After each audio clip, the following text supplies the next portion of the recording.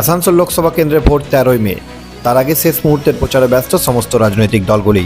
আসানসোল লোকসভা কেন্দ্রে কংগ্রেস সমর্থিত বামফ্রন্ট মনোনীত সিপিএম প্রার্থী জাহানারা খানের সমর্থনে এদিন আসানসোল উত্তর বিধানসভার বেশ কিছু এলাকায় জনসংযোগ প্রচার সারেন সিপিএমের রাজ্য সম্পাদক মোহাম্মদ সেলিম। আসানসোল উত্তর বিধানসভার রেলপাড়ের বালবোধন স্কুলের সামনে থেকে শুরু হয়ে আসানসোল রেল স্টেশনের সামনে এসে শেষ হয় এই পদযাত্রা তথা জনসংযোগ প্রচার। এই জনসংযোগ প্রচারের শেষে একটি ছোট্ট পথসভার মধ্যে দিয়ে বক্তব্য তুলে ধরেন সিপিএমের রাজ্য সম্পাদক মোহাম্মদ সেলিম। এই গোটা কর্মসূচিতে উপস্থিত ছিলেন বাম কংগ্রেসের বহু সংখ্যক কর্মী ও সমর্থক ও নেতৃত্ববৃন্দ। এসবিএন আসানসোল।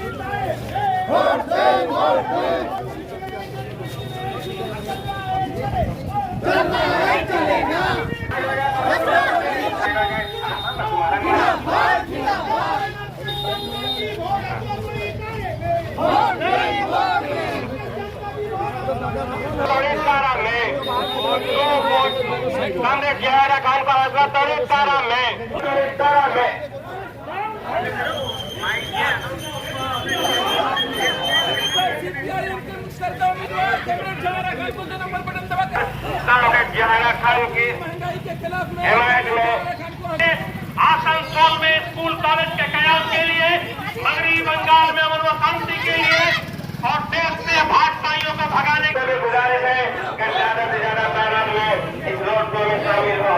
इंडिया जोड़ के उम्मीदवार, कांग्रेस की हिमायत करता उम्मीदवार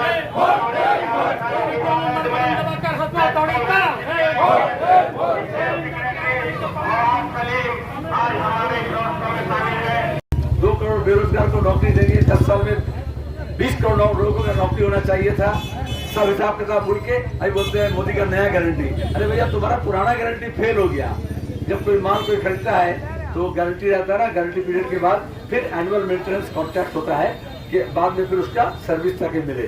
तो तुम्हारा गारंटी पीरियड में तुम फेल कर गए, हम फिर तुमको नया 5 साल का कॉन्ट्रैक्ट क्यों दे गारंटी के लिए, वारंटी के लिए? ये फेल गारंटी है। इसलिए वो मजहबी जज्बात, ये रामनवमी के समय आपने देखा बेलडांगा में, मुर्शिदाबाद में, मैं खुद मुर्शिदाबाद में कैंडिडेट था, वहाँ पे फसाद लगाने की कोशिश की गई। पिछले साल आपने देखा रिश्वा में, शिवपुर में फसाद का माहौल हुआ। ममता बनर्जी खुद बोली, हमने पुलिस को बोला था 1 घंटा मौका देने के लिए। क्यों? क्योंकि अभिषेक बनर्जी फंस गया है। विदेशी अपने दोस्तों के, यार और महिला बंधुओं के, गर्लफ्रेंड के अकाउंट में ये देश का, हमारा बंगाल का राशन का पैसा, आईसीडीएस का पैसा, मिड डे मील का पैसा, कोयले का पैसा, खदान का पैसा, टीचर्स रिक्रूटमेंट का पैसा, गोरू स्मगलिंग का पैसा, ये सब अभिषेक बनर्जी के जरिए विदेश में गया है। उनके सब दोस्त कुछ भागे हैं। अदानी का मतलब तो किया है, मोदी किया है। बाजू वाले हेमंत सोरेन जेल में है, दिल्ली के chief minister Arvind Kejriwal jail में है, और यहाँ चीफ मिनिस्टर और उसके भतीजा को सीबीआई के चार्जशीट से नाम हटाया जा रहा है। किसलिए? क्योंकि ममता बनर्जी मोहन भागवत को और मोदी को हर साल कुर्ता, धोती, पाजामा, मिठाई, फल वो भेजते रहती है। वो तो दिखावे के लिए है, अंदर में क्या क्या भेजती कोई को मालूम नहीं है। अपने भतीजे को बचाने के लिए वो बाजी लगाई है। हमारे बंगाल की एकजहती को, बंगाल के लोगों के भाईचारे को, हमारे दोस्ताना ताल्लुकात को, हमारे तहजीब को, हमारे तमद्दुन को, हमारे तालीम को, हमारे तहरीक को हम इस बाजी में हारना नहीं चाहते हैं। और वो कहते हैं ये वोट काटने आया है। कौन किसका वोट काट रहा है? हम कांग्रेस, लेफ्ट सब एक साथ होकर के बोले कि बीजेपी के खिलाफ वोट बंटवारा नहीं होना चाहिए। ममता बनर्जी की वो क्या बोली कि नहीं, हमको तो इंडिया ब्लॉक से उतरना है, ड्राइवर गाड़ी रोको हम उतर जाएंगे। क्यों? क्योंकि हमको अपने भतीजा को बचाना है। सवाल ये है तृणमूल कांग्रेस भतीजा को बचा रही है और हम अपने नौजवान पीढ़ी को बचाना चाहते हैं।